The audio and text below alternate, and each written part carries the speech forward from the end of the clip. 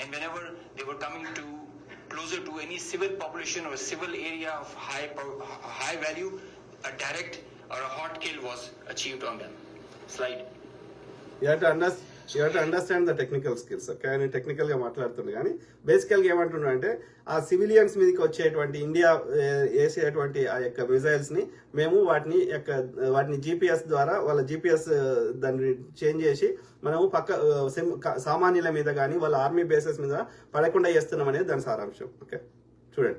You can see they were neutralized mid-air with the hard kill whenever they were coming close to any population or any area.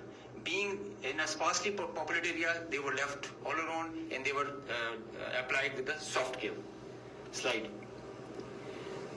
Now, after that, when the US chapter was over and they were feeling PF's retribution, in utter desperation, the IF resorted to a highly escalatory